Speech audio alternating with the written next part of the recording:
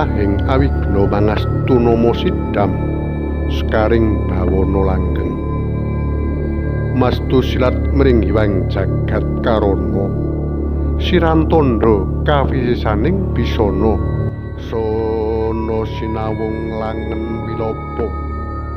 Berikut ini adalah kisah horor berjudul Ruatan Desa Candi.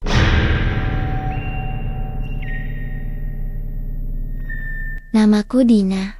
Aku tinggal di sebuah kota kecil dekat Yogyakarta. Tapi hatiku selalu tertarik pada desa-desa tua dengan cerita mistisnya.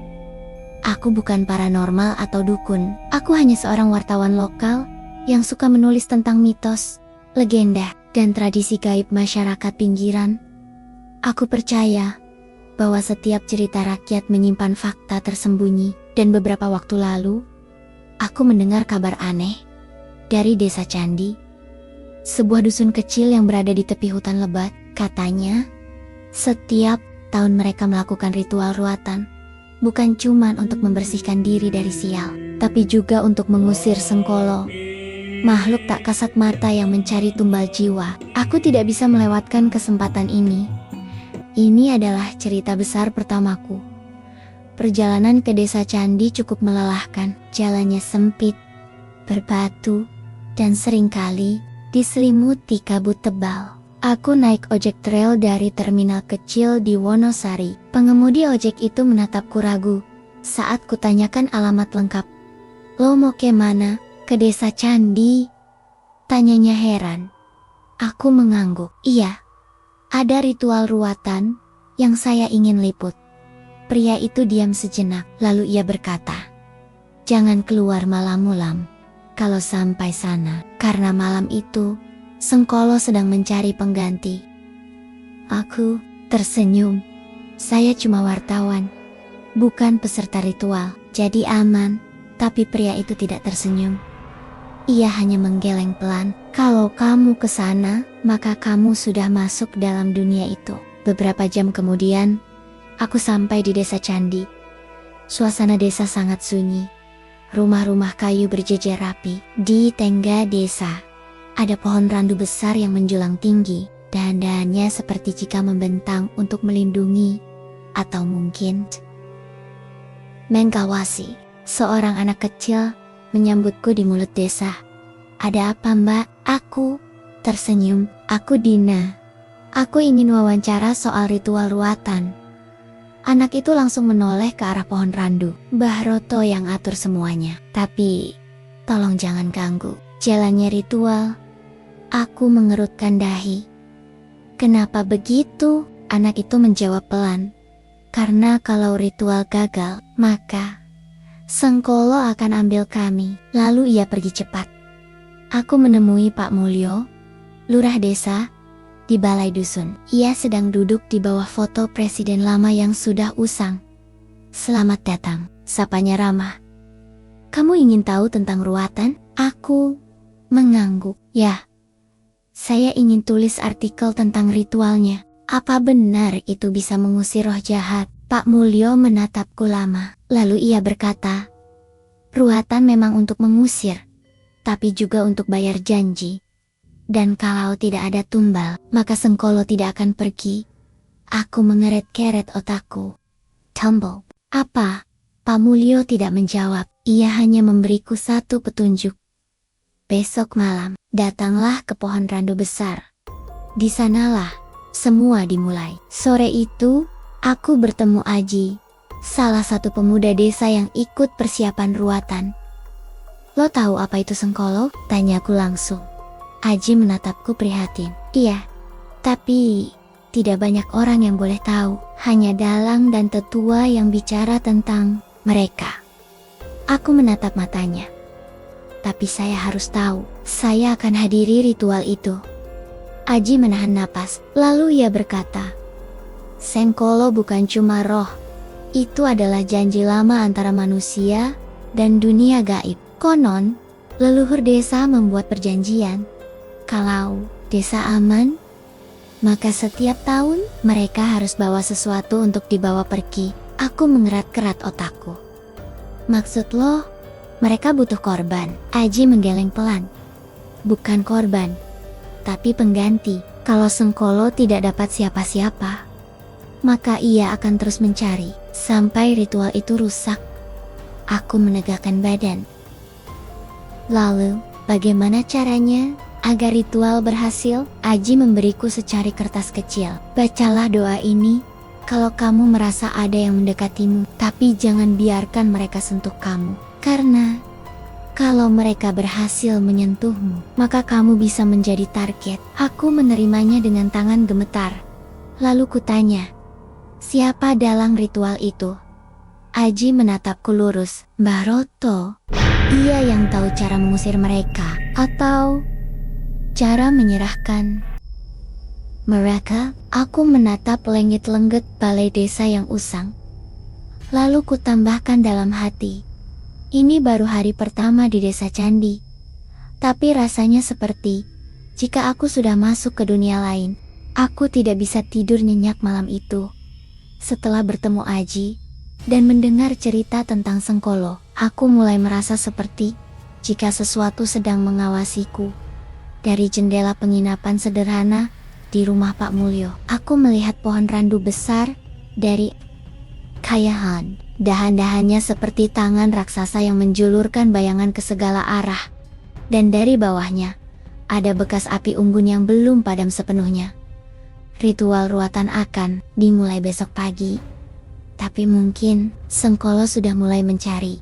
Pagi itu, aku menemui Mbah Roto di halaman belakang rumahnya. Ia sedang mempersiapkan sesaji daun pisang, nasi kuning, ayam panggang, dan seekor kambing putih yang tampak sangat tenang. Meskipun semua hewan biasanya gelisah saat dekat manusia. Selamat datang, sapanya tanpa menoleh. Kamu ingin tahu tentang ruatan?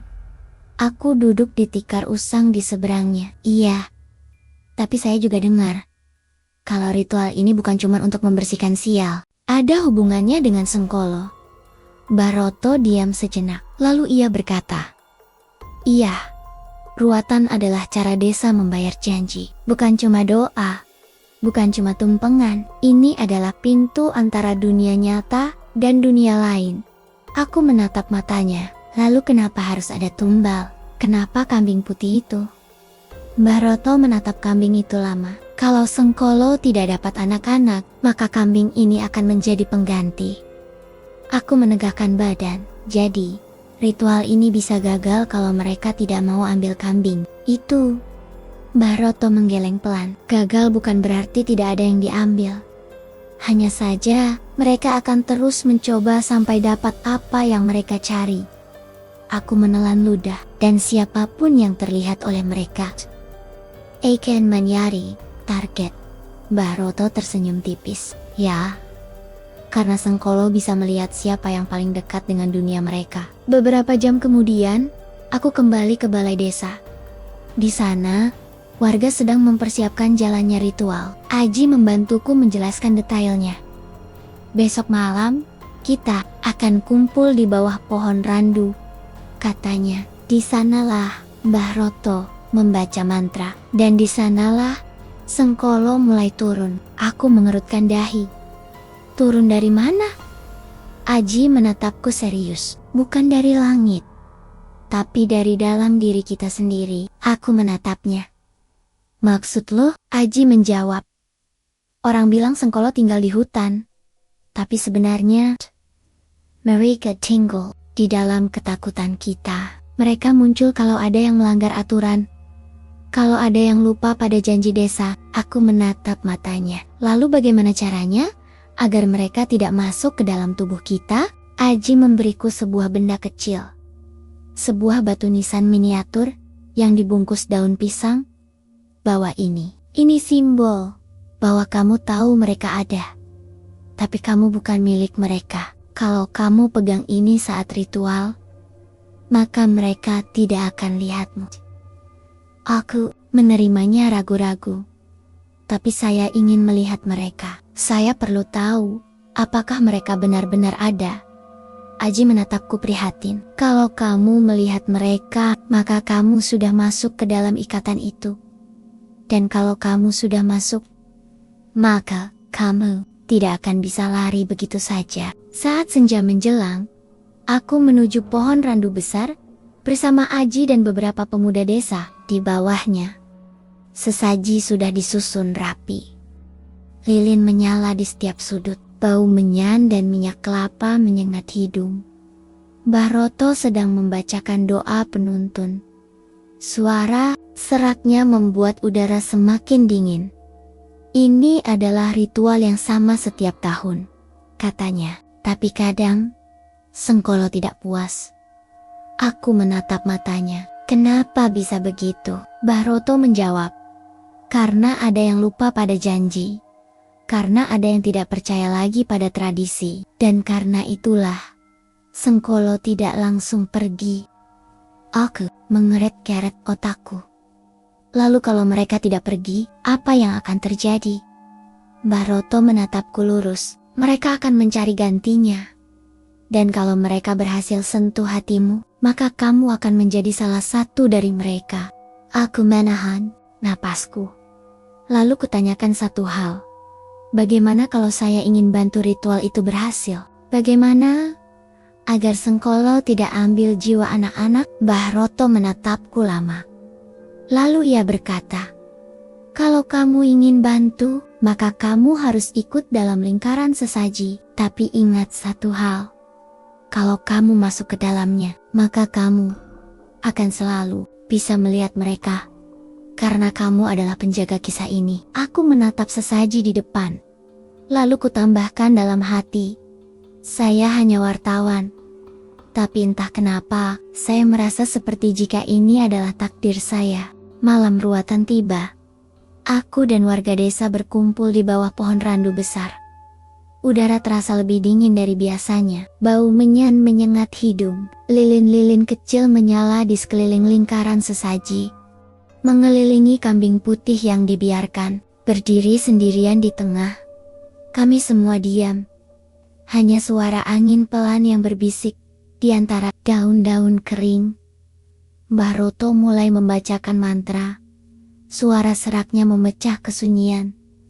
Ya Allah, izinkan kami lepaskan sial dari desa ini. Jangan biarkan mereka ambil jiwa yang tidak bersalah. Tapi, kalau harus ada pengganti, maka inilah tumbalnya. Ia menunjuk kambing putih yang berdiri tanpa perlawanan. Aku menatap hewan itu lama. Matanya, seperti jika tidak sepenuhnya kosong, seolah-olah ia bisa merasakan sesuatu yang akan datang. Lalu dari balik kabut tipis, aku melihatnya. Sebuah siluet hitam panjang, menjulurkan tangan, berdiri di belakang kambing itu. Menatap ke arah anak-anak yang dipaksa diam di pinggir ritual. Kami haus. Kami butuh gantinya. Kalau kambing itu tidak cukup, maka salah satu dari kalian akan pulang dengan kami. Aku ingin tutup mata, ingin lari. Tapi aku adalah wartawan. Dan aku harus menyaksikan semuanya. Pak Mulyo, lurah desa, memberi aba-aba agar semua tetap tenang. Jangan bicara, jangan sentuh sesaji. Biarkan Mbah Roto yang atur. Aji berdiri di sebelahku. Ia menepuk bahuku. Lo baik-baik saja? Aku mengangguk pelan. Ya, tapi saya lihat sesuatu. Di belakang kambing itu, Aji mengeret-keret otaknya. Itu Sengkolo, tapi jangan pandang terlalu lama. Kalau mereka merasa kamu melihat mereka, maka mereka akan percaya padamu. Aku menegakkan badan. Maksud lo? Aji menjawab. Sengkolo mencari siapapun yang bisa melihat mereka. Kalau kamu bisa melihat, maka kamu adalah salah satu dari mereka. Atau setidaknya, calon pengganti. Aku menahan napasku. Dari sudut mataku, aku melihat siluet itu mendekat. Langkah kakinya pelan, tapi terasa dekat. Seperti jika ia bisa masuk ke dalam tubuhku.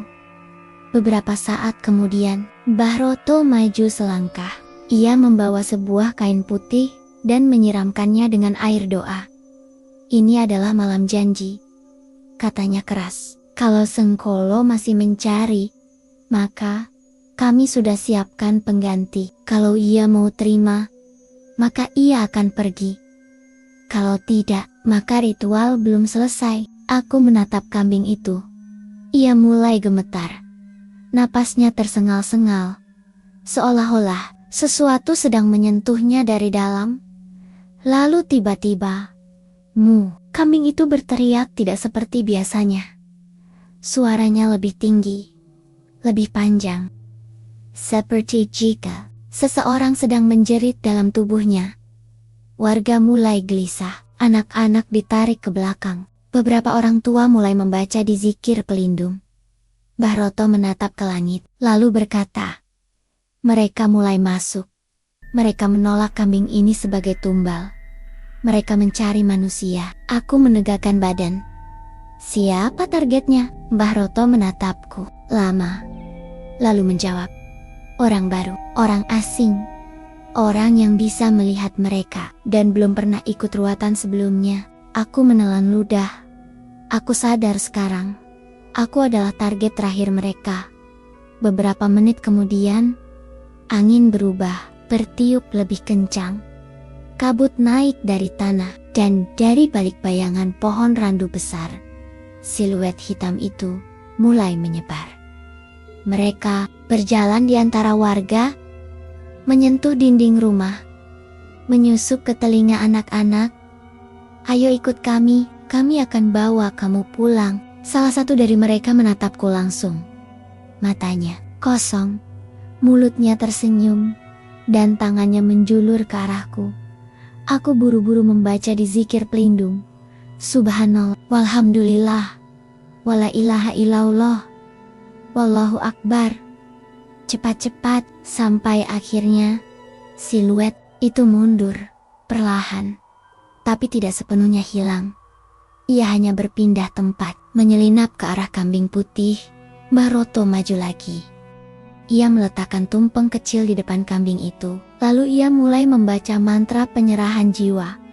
Terimalah ini sebagai pengganti dari darah daging kami. Jangan ganggu anak-anak kami. Jangan ganggu jiwa yang masih hidup. Karena kami sudah membayar harga tahun ini. Lalu ia menepuk kepala kambing itu. Kambing itu menjerit lagi. Lebih keras. Lebih menyakitkan. Dan dari dalam tubuhnya, aku melihat asap hitam keluar. Bukan dari api, tapi dari dalam diri makhluk itu sendiri. Beberapa saat kemudian, kambing itu roboh. Masih bernapas. Tapi matanya mulai redup. Mbah Roto menatap ke langit-langit. Mereka terima, ritual berhasil. Warga mulai lega. Anak-anak dilarikan pulang.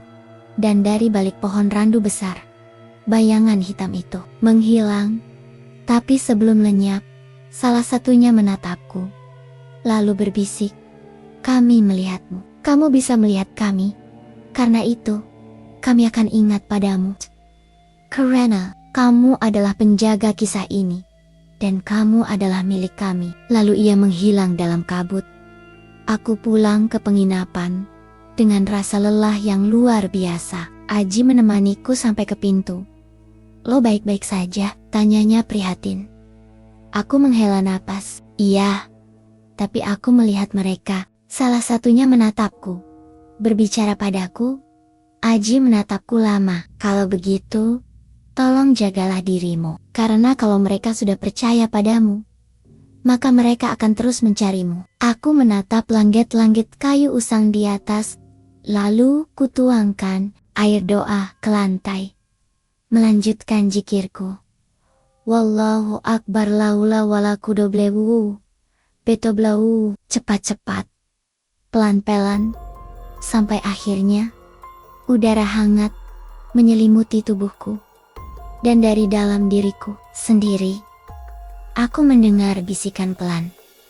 Kami tidak akan lupa padamu, karena kamu adalah penjaga kisah ini. Dan suatu hari nanti, kamu akan kembali ke sini. Aku menatap cermin kamar mandi sore itu. Refleksiku tampak normal. Tapi di sudut layar handphoneku, Ada bekas sidik jari basah milik mereka. Aku menatap langit-langit, kayu usang di atas. Lalu kutambahkan dalam hati, ruatan selesai, tapi ikatannya belum rusak. Aku tidak bisa tidur nyenyak setelah ritual ruatan selesai. Meskipun kambing putih tadi malam menjadi tumbal dan Sengkolo menghilang dalam kabut, aku masih merasa seperti jika sesuatu tinggal dalam diriku. Dan pagi ini, di cermin kamar mandi, aku melihatnya, sebuah bekas sidik jari basah di sudut layar handphoneku. Padahal aku tidak menyentuh air. Tapi dari sorot mataku sendiri, aku tahu mereka belum sepenuhnya pergi. Beberapa jam setelah ritual berakhir, Mbah Roto datang ke penginapan. Ia membawa secarik daun kelapa kering yang bertuliskan mantra dalam bahasa Jawa kuno. Ini untukmu, katanya pelan. Kalau mereka mulai masuk lagi, bacalah ini. Aku menerimanya dengan tangan gemetar. Masih ada yang tersisa? Mbah Roto menatapku serius. Tidak semua roh bisa dibawa pergi. Ada yang menyelinap, menempel pada siapapun yang bisa melihat mereka. Aku mengeret-keret otakku. Maksud Bapak, saya? Mbah Roto diam sejenak, lalu ia berkata, kamu adalah orang luar yang bisa melihat. Itu artinya, kamu adalah target terbaik mereka, karena kamu adalah penjaga kisah ini. Aku menegakkan badan. Lalu bagaimana caranya agar mereka tidak ikut pulang bersamaku? Mbah Roto memberiku sebuah batu kecil hitam. Bawalah ini sampai kota. Taruh di tas kamu. Ini akan tahan mereka selama kamu percaya padanya. Aku menerimanya tanpa ragu. Saya harus kemana lagi? Mbah Roto menjawab. Ke makam tua di ujung desa. Di sanalah semua janji dimulai. Dan kalau kamu ingin hancurkan ikatan itu, maka kamu harus ke sana. Setelah sarapan, aku menemui Aji di warung depan desa. Ia sedang minum teh hangat sambil menatap jalanan sunyi. Lo dengar suara tadi malam? Tanyaku langsung. Ia mengangguk pelan. Ya, tapi bukan dari kambing. Di suara dari dalam diri kita. Aku menatap matanya. Jadi, mereka benar-benar bisa masuk ke jiwa manusia? Aji menjawab. Iya, tapi hanya kalau kamu melihat mereka. Atau kalau mereka melihatmu, dan malam tadi, mereka melihatmu. Aku menelan ludah. Lalu apa yang harus saya lakukan? Aji memberiku sebuah daun pandan kering yang sudah dibacakan. Doa. Bawa ini, minumlah air yang direndam dengan daun ini. Dan bacalah mantra dari Mbah Roto. Karena kalau mereka sudah percaya padamu, maka kamu harus tunjukkan bahwa kamu bukan milik mereka. Aku menatap daun itu lama, dan kalau saya gagal? Aji menatapku lurus. Maka kamu akan merasa seperti jika Rinjani tidak pernah meninggalkanmu. Kamu akan dengar suara minta tolong dimanapun kamu pergi. Sampai akhirnya, kamu memilih untuk kembali. Aku menegakkan badan. Saya tidak akan kembali. Saya cuma wartawan, bukan bagian dari dunia ini. Aji tersenyum tipis. Tapi, mereka bilang kamu adalah penjaga kisah ini. Dan penjaga tidak bisa lari begitu saja. Sore itu, aku menuju makam tua di ujung desa. Sesuai petunjuk Mbah Roto. Tempat itu sunyi. Tidak ada burung. Tidak ada angin. Hanya pohon randu besar yang menjulang tinggi. Dengan batu nisan usang tersebar di sekelilingnya. Aku meletakkan batu hitam pemberian Mbah Roto di atas nisan kecil. Lalu kutuangkan air doa ke tanah. Mulai membaca mantra dari daun kelapa kering itu. Ya Allah, Tuhan yang Maha Pengasih, lagi penyayang. Putuskanlah hubungan sesat ini. Izinkan hambimu tetap manusia. Cepat-cepat, pelan-pelan, sampai akhirnya udara semakin panas. Asap naik dari tanah dan dari bolek pepohonan. Berdirilah siluet hitam kecil, menatapku, menunggu. Salah satunya maju selangkah. Wajahnya pucat, matanya kosong. Kamu bebaskan yang lain, tapi kamu tidak bisa bebaskan kami, karena kamu adalah penjaga kisah ini. Dan karena itu, kami akan terus mencarimu. Aku menegakkan badan, saya bukan bagian dari kalian. Saya manusia. Saya punya Allah. Saya punya iman. Siluet itu tersenyum tipis. Kami juga dulu manusia, tapi kami lupa cara pulang. Dan kamu akan merasakan hal yang sama. Lalu ia menghilang dalam kepulan asap. Aku pulang ke penginapan dengan kepala pusing. Batu hitam itu masih ku genggam erat. Aji menemaniku sampai ke depan pintu. Ada bekas mereka dalam diriku, kataku pelan. Aji menatapku prihatin. Kamu baik-baik saja? Aku menggeleng. Tidak sepenuhnya. Aku mendengar suara mereka belang. Mereka akan terus mencariku. Aji menepuk bahuku. Kalau begitu, bawa batu itu sampai kota. Jangan biarkan mereka sentuh hatimu. Aku menatap matanya. Tapi bagaimana kalau mereka sudah masuk? Aji menjawab. Kalau mereka sudah masuk, maka kamu harus lawan dengan doa, dengan dizikir, dengan iman. Karena kalau kamu lemah, maka kamu akan menjadi salah satu dari mereka. Aku menatap lenggit-lenggit kayu usang di atas. Lalu kutambahkan dalam hati. Ruatan selesai, tapi ikatannya masih ada. Aku pulang ke penginapan dengan tubuh yang terasa ringan, tapi jiwaku seperti tertarik ke bawah. Batu hitam dari Mbah Roto masih kugenggam erat. Tapi entah kenapa, rasanya tidak cukup. Malam itu, aku mencoba tidur. Tapi begitu mataku tertutup, aku bermimpi buruk.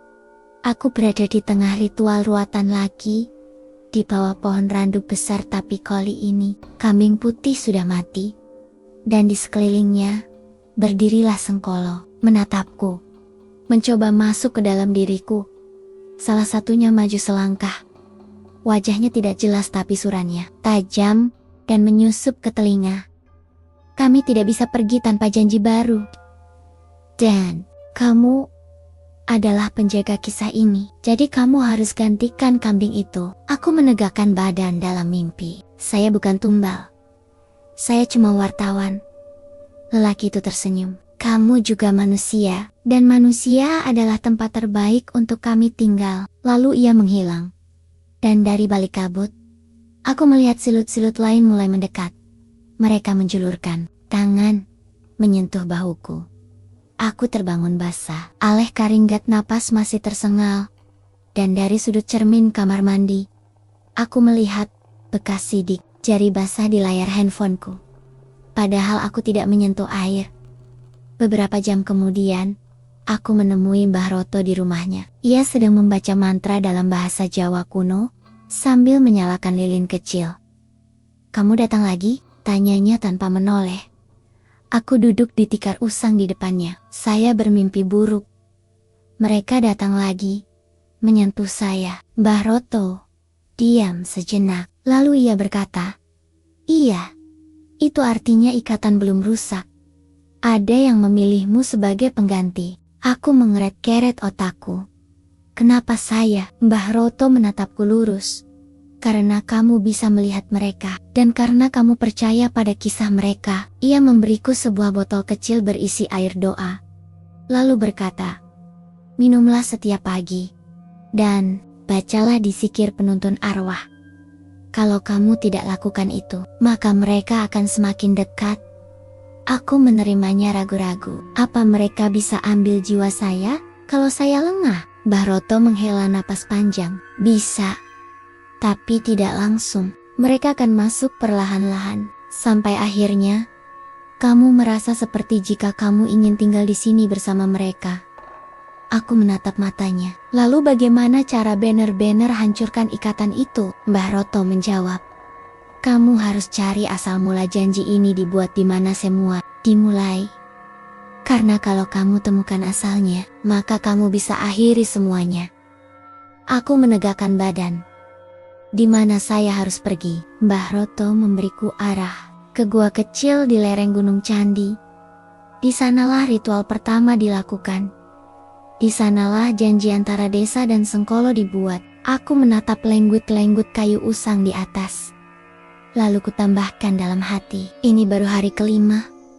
Dan mereka mulai percaya padaku. Aku berangkat pagi-pagi sekali ke lereng Gunung Candi.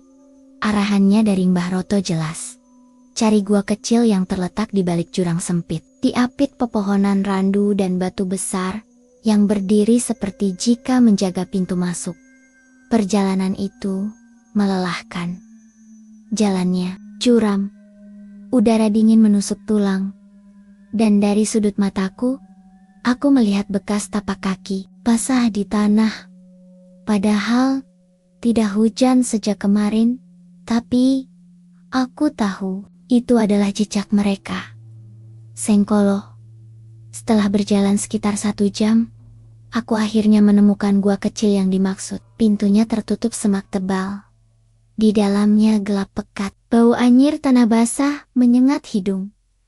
Aku membuka Al-Quran kecil yang kubawa. Lalu kutuangkan air doa ke batu di depan gua, mulai membaca di zikir pelindung. Subhanallah, walhamdulillah, wala ilaha illallah, wallahu akbar. Cepat-cepat sampai akhirnya angin bertiup liar. Daun-daun berguguran meskipun tidak ada pohon di sini, dan dari dalam gua sebuah suara serak terdengar. Kamu mencari kami, tapi kamu juga sudah menjadi bagian dari kami. Aku menegakkan badan. Saya datang untuk mengakhiri ini. Saya ingin tahu asal janji desa dengan kalian. Lalu dari dalam gua berdirilah seorang lelaki tua. Tubuhnya pucat, matanya kosong, tangannya penuh goresan lama. Ia menatapku. Kami bukan musuhmu. Kami hanya memenuhi janji yang dibuat oleh leluhurmu. Aku mengeret-keret otakku. Lalu kenapa harus ada tumbal? Lelaki itu tersenyum sedih. Karena janji itu dibayar dengan jiwa. Dulu, desa ini nyaris hilang karena penyakit dan bencana. Lalu mereka membuat perjanjian. Kalau desa aman, maka setiap tahun mereka akan kasih sesuatu pada kami. Aku menatap matanya, dan kalau mereka tidak dapat apa yang mereka mau, lelaki itu menjawab, maka mereka akan terus mencari.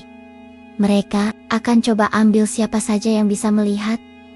Dan kamu, Joyo, Dinda, Pak Mulyo, kamu semua bisa melihat. Jadi, kamu semua adalah penjaga kisah ini. Aku menahan napasku. Lalu bagaimana cara saya hancurkan ikatan itu? Bagaimana agar mereka tidak terus mencari pengganti? Lelaki itu diam sejenak. Lalu ia berkata, pergilah ke makam Mbah Juru Kunci. Ia adalah yang pertama kali membuat janji itu. Kalau kamu bicara padanya, maka kamu bisa putuskan hubungan itu. Tapi ingat satu hal. Kalau kamu bicara pada roh, maka kamu memberinya ruang untuk tinggal dalam dirimu. Aku menegakkan badan. Saya manusia. Saya punya Allah. Saya percaya padanya. Lelaki itu tersenyum tipis. Kami juga dulu percaya padanya.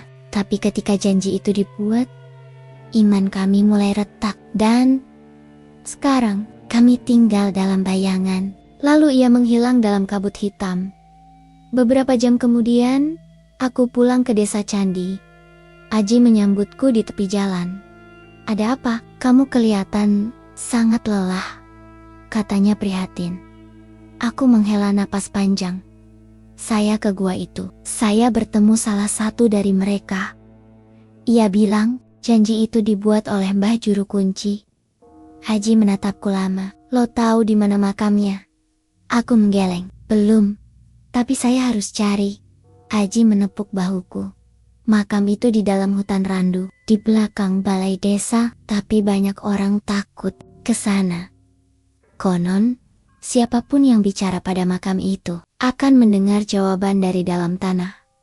Aku menatap matanya. Saya harus ke sana sebelum mereka ambil jiwa anak-anak lagi tahun depan. Saat senja menjelang, aku menuju hutan randu di belakang balai desa. Di sanalah makam Mbah Juru Kunci berada di tengah pepohonan yang menjulang tinggi dengan akar besar yang seperti merangkul batu nisan usang.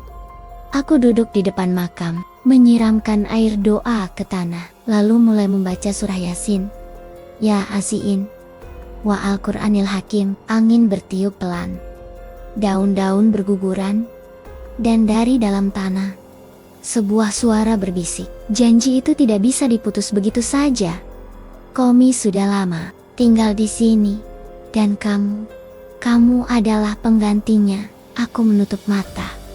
Saya cuma ingin membawa kebenaran, bukan menjadi bagian dari kalian. Lalu kutambahkan doa penyerahan jiwa. Ya Allah, Tuhan yang Maha Pengasih, lagi penyayang, hancurkanlah ikatan sesat ini. Izinkan hamba-Mu tetap manusia, jangan biarkan mereka ambil jiwa yang masih hidup. Air doa aku tuangkan ke atas nisan. Lalu, kutambahkan mantra dari Mbah Roto. Wallahu Akbar. Laula wala kudobleu. Beata. Iya bija. Cahaya putih menyembur dari dalam tanah. Suara bisikan itu menghilang. Tapi dari balik kabut, aku mendengar satu kalimat terakhir. Kami tidak akan hilang begitu saja, karena kamu adalah penjaga kisah ini. Dan suatu hari nanti, kamu akan kembali. Aku menatap langit-langit kayu usang di atas. Lalu kutambahkan dalam hati, saya berhasil mengusir mereka. Tapi entah kenapa, saya merasa seperti jika mereka meninggalkan bekas.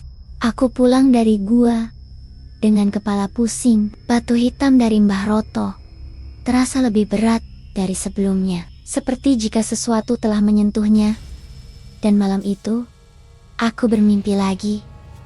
Aku berada di dalam ritual ruatan, tapi kali ini tidak ada warga desa. Hanya aku dan Sengkolo yang berdiri mengelilingi sesaji. Mereka bukan hanya menunggu, mereka sudah percaya padaku. Salah satunya maju selangkah. Kamu berhasil temukan asal janji ini, tapi kamu belum bisa akhiri semuanya. Karena janji itu masih hidup selama desa ini masih aman. Aku menegakkan badan. Lalu, bagaimana caranya agar janji itu hilang? Ia tersenyum tipis. Kalau janji itu hilang, maka Sengkolo akan tinggal di sini selamanya, dan mereka butuh tempat untuk pulang. Jadi, kamu harus pilih. Kami pergi, atau kamu tinggal. Aku ingin lari, ingin tutup mata. Tapi tubuhku membeku, dan dari balik bayangan, aku melihat siluetku sendiri, berdiri di antara mereka, menatapku, tersenyum, seolah-olah ia bukan diriku yang dulu.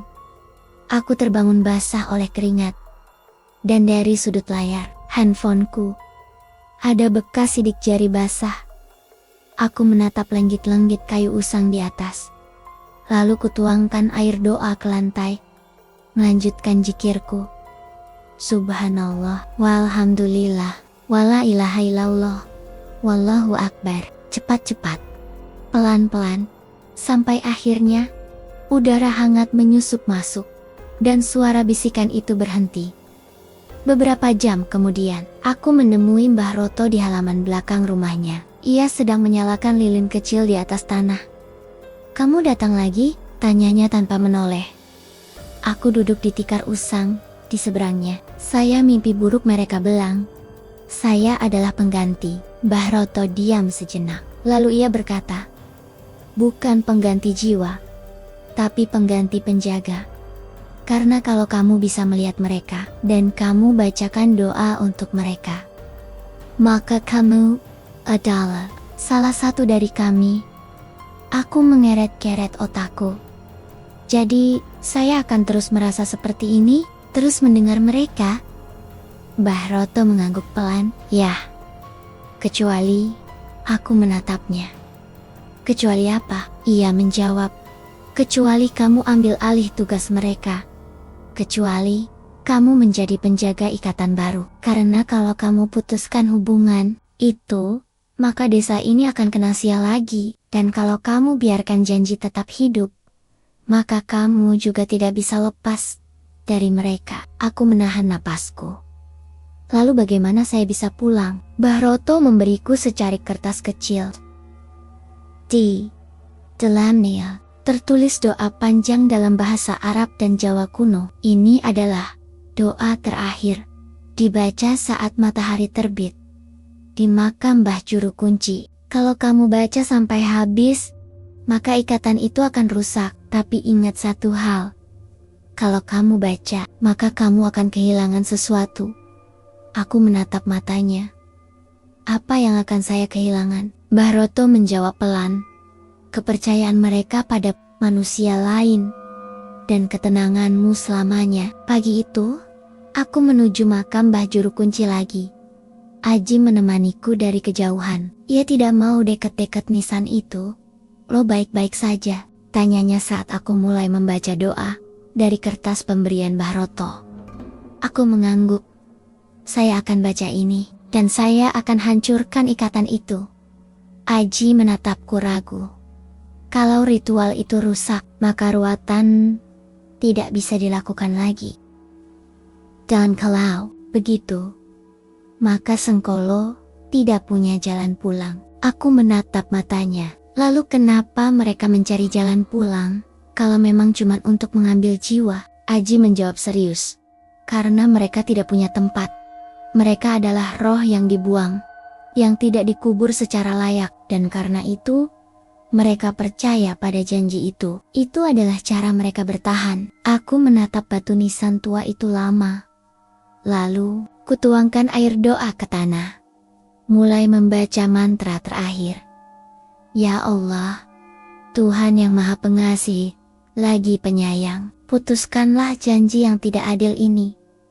Jangan biarkan lagi ada tumbal, jangan biarkan lagi ada korban, karena semua jiwa adalah milikmu, dan semua hati adalah tempat pulang. Angin bertiup liar, daun-daun berguguran, meskipun tidak ada pohon di dekatku, dan dari dalam tanah, berdirilah sosok hitam, bukan satu atau dua, tapi puluhan. Semua menatapku, menunggu. Salah satunya maju selangkah, wajahnya mirip denganku. Matanya kosong, tapi sorotnya tajam. Kamu coba hancurkan ikatan ini. Kenapa kamu tidak biarkan kami tinggal? Karena kamu adalah penjaga kisah ini. Kami akan tetap bersamamu. Aku menegakkan badan. Saya bukan bagian dari kalian. Saya manusia. Saya punya Allah. Saya punya iman. Lalu, aku lanjutkan zikirku. Wallahu akbar laula. Walaku dobleu. Bata. Ija-bija. Cahaya putih menyembur dari tanah. Bayangan itu mundur. Lalu dari dalam kabut, suara mereka terdengar. Kamu bebaskan kami dari ritual. Tapi kamu tidak bebaskan kami dari dunia ini, karena kamu adalah penjaga kisah ini. Kamu akan terus merasakan kami. Selama kamu hidup, kami tidak akan sepenuhnya hilang. Lalu mereka menghilang. Aku pulang ke kontrakan dengan kepala ringan. Tapi jiwaku terasa kosong. Aku menatap cermin kamar mandi. Refleksiku tampak normal. Tapi dari sudut layar handphoneku, masih ada bekas sidik jari basah. Aji menyusulku ke penginapan. Bagaimana? Aku menghela napas. Mereka tidak akan ambil anak-anak lagi. Ritual itu rusak. Aji menatapku prihatin. Lalu kenapa lo kelihatan seperti jika bagian dari dirimu juga hilang? Aku tersenyum tipis. Karena mungkin ia benar. Lalu kutambahkan dalam hati, saya berhasil mengakhiri ritual. Tapi entah kenapa, saya justru merasa seperti jika mereka lebih dekat dengan saya. Aku pulang ke kota dengan kepala pusing dan jantung yang berdebar tidak menentu. Udara terasa lebih panas dari biasanya, tapi tubuhku tetap dingin. Dari jendela bus, aku melihat bekas kabut di langit, seperti jika Rinjani masih menyelimuti jiwaku. Dan entah kenapa, aku merasa seperti jika bagian dari mereka tinggal dalam diriku. Saat sampai di rumah, aku langsung masuk ke kamar. Aku membuka laptop dan mulai menulis semua cerita ini. Dari awal aku datang ke desa Candi, sampai ritual ruatan, sampai gua di lereng Gunung Candi, sampai makam Mbah Juru Kunci. Aku ingin semua orang tahu bahwa ruatan bukan cuma doa atau sesaji, bahwa itu adalah janji lama antara manusia dan roh yang tersesat, dan bahwa Sengkolo mencari pengganti. Tapi kali ini mereka tidak ambil anak-anak. Mereka ambil kambing putih, dan mungkin aku adalah pengganti sebenarnya. Beberapa jam setelah tiba, aku menerima pesan dari Aji. Ruatan tidak akan dilakukan lagi tahun depan. Tapi desa terasa lebih gelap sekarang. Angin tidak bertiup seperti dulu. Dan anak-anak mulai mimpi buruk. Lagi, aku menatap layar handphone lama. Lalu kutulis balasan. Karena janji itu rusak. Tapi mereka tidak benar-benar pergi. Mereka hanya berpindah tempat. Dan mereka memilih saya. Aku menutup mata. Lalu kutuangkan air doa ke wajah dan tangan. Melanjutkan di zikir pelindung. Subhanallah, walhamdulillah, wala ilaha illallah, wallahu akbar. Cepat-cepat, pelan-pelan, sampai akhirnya udara hangat menyusup masuk. Bau anyir tanah basah menghilang. Tapi dari dalam diriku sendiri, aku mendengar suara bisikan pelan. Terima kasih Dina, kamu bebaskan kami dari ritual. Tapi kamu juga tidak bisa lepas dari kami, karena kamu adalah penjaga kisah ini. Dan selama kamu hidup, kami akan datang padamu. Aku menegakkan badan. Aku tahu sekarang, aku sudah menjadi bagian dari dunia itu. Bukan sebagai korban, tapi sebagai penjaga kisah mereka yang tersesat. Beberapa hari kemudian, aku menemui seorang ustadz di daerah Lembang. Ia tahu tentang ikatan gaib dan cara memutusnya.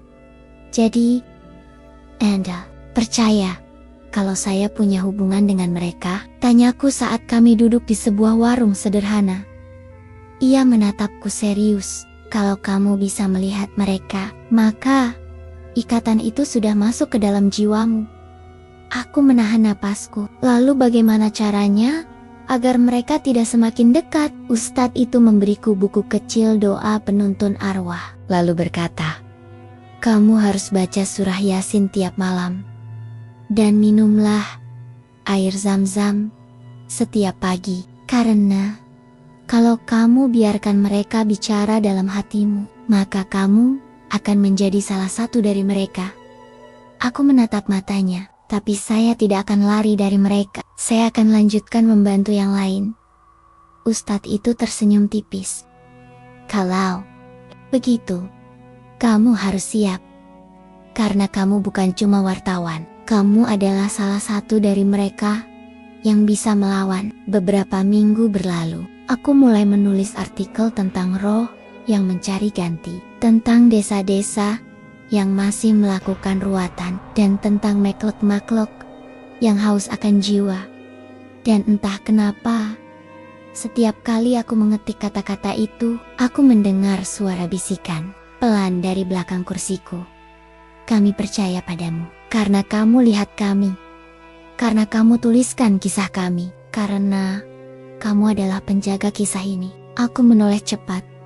Tidak ada siapa-siapa. Tapi di layar laptopku, ada bekas sidik jari basah. Seperti jika seseorang baru saja menyentuhnya dari dunia lain. Malam itu, aku bermimpi lagi. Aku berada di tengah hutan randu, sendirian. Di sana, banyak nisan usang berdiri berjejer. Dan dari balik bata-bata itu, berdirilah mereka. Sengkolo, semua menatapku, menunggu. Salah satunya maju, seorang wanita muda dengan tubuh gemetar. Kamu bebaskan kami dari ritual, tapi kamu juga tidak bisa lari dari kami. Karena kamu adalah penjaga kisah ini, dan kamu adalah milik kami. Aku menegakkan badan dalam mimpi. Saya manusia. Saya punya Allah. Saya punya iman. Saya tidak akan menjadi milik kalian. Wanita itu tersenyum sedih. Kamu baik sekali. Tapi kamu juga sudah melihat dunia ini. Dan karena itu, kamu akan terus dipanggil. Lalu ia menunjuk ke arahku. Kami akan kembali pada malam ruatan tahun depan. Dan kalau kamu tidak ada di sana, maka anak-anak akan menjadi target. Aku menatapnya. Lalu apa yang harus saya lakukan? Wanita itu menjawab, datanglah lagi dan bacalah doa itu lagi. Kalau kamu tidak datang, maka kami akan mencari pengganti. Dan pengganti itu bisa jadi siapa saja yang bisa melihat kami. Lalu ia menghilang dalam kabut. Aku terbangun basah oleh keringat. Aku menatap cermin kamar mandi. Refleksiku tampak normal, tapi disadet layar handphoneku ada bekas sidik jari basah. Milik mereka. Atau mungkin milik diriku sendiri. Aku menatap langit-langit kayu usang di atas. Lalu kutambahkan dalam hati, saya bukan pendeta. Saya bukan dukun. Saya cuma wartawan. Tapi sekarang, aku juga penjaga kisah mereka yang tersesat. Dan mungkin, aku tidak akan pernah sepenuhnya aman.